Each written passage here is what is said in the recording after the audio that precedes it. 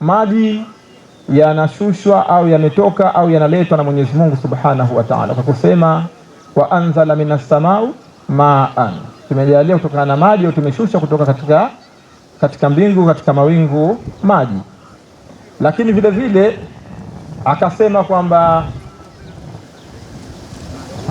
maji ni uhai, lakini Allah Subhanahu wa Ta'ala yeye amesema faman ahyaa fakaannama ahya an-nasa jamia, yoyote ambaye atakempa mtu uhai, atakemjalia mtu akapata uhai, ni sawa sana kwamba amewapa uhai watu wote. Haya akasema Sheikh, si maneno yangu na ni maneno ya Allah Subhanahu wa Ta'ala.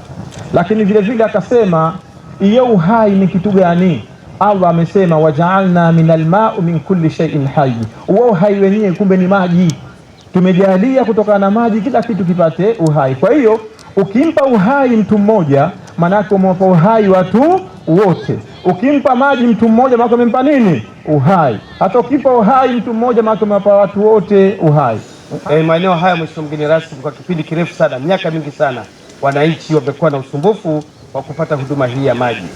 Kiukweli hii ni ishara tosha sana kwa Mheshimiwa Rais wetu Daktari Hussein, kwa jinsi ambavyo anavyowapenda na anavyowatendea wananchi wake, kuhakikisha kwamba anawatua ndoo kichwani, lakini tunapunguza madumu ndani ya nyumba. Madumu ya maji yanabana nafasi katika nyumba zetu. Hii ni kampeni ya wizara na tutahakikisha kwamba tunapunguza, ikiwezekana kuondosha kabisa uhifadhi wa madumu katika nyumba zetu.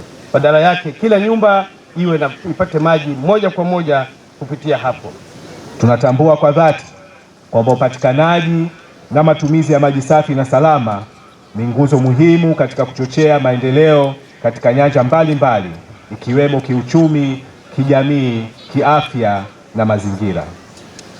Ndugu wananchi, serikali kupitia Wizara ya Maji, Nishati na Madini imedhamiria kuwaletea huduma ya maji safi na salama wananchi wa mkoa wa Kusini Pemba kwa kuanzia na hapa Kengeja, na kuombeni sana tuitunze miradi hii ili tupatie huduma stahiki na zilizoendelevu.